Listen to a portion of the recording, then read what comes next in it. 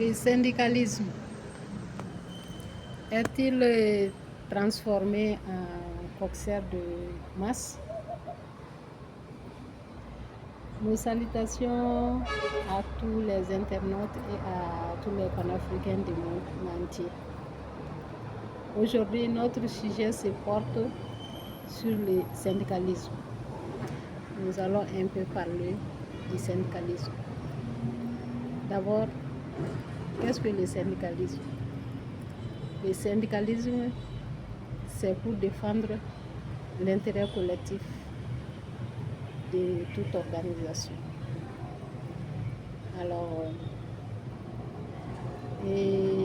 au jour d'aujourd'hui, nous constatons que le syndicalisme est en train de perdre son sens. Pourquoi? Aujourd'hui, nous constatons que le syndicat préfère penser à son propre intérêt qu'à l'intérêt collectif. Par exemple, dans une société aujourd'hui, si le droit des travailleurs est bafoué, les travailleurs sont mal traités. Le syndicat, au lieu de se lever pour défendre les droits des travailleurs, qu'est-ce que nous constatons? Nous constatons la plupart des cas, les dirigeants appellent le syndicat à côté et lui faire des propositions. Et dans ce cas, la plupart des syndicats préfèrent prendre leur propre intérêt que l'intérêt collectif.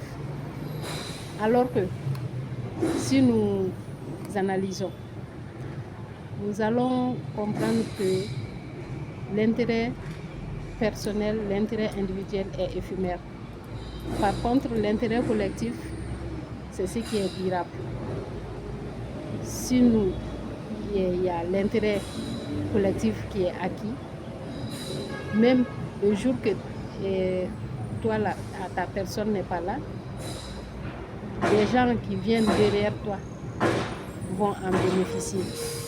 Par contre, si c'est ton propre intérêt, le jour que tu n'es pas là, ton intérêt aussi, c'est fini. Donc, vraiment, ça se limite à toi seul. Donc, cela vraiment n'est pas une bonne chose. Il faut toujours essayer de primer l'intérêt collectif sur l'intérêt individuel. C'est ça qui fera que on aura des organisations fortes.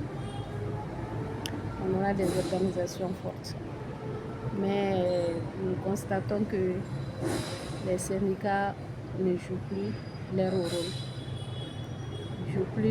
rôle. Ils sont devenus comme des marchands de masse. Des marchands de masse. Et cela est très dangereux.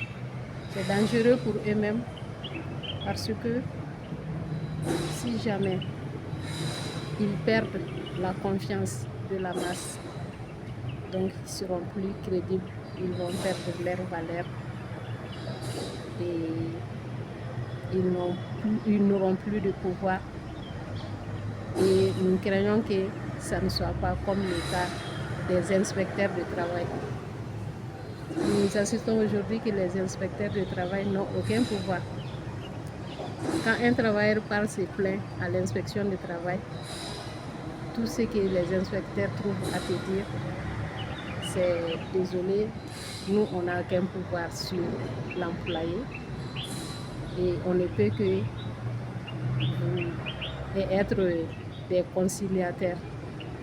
Sinon on n'a aucun pouvoir sur l'employeur.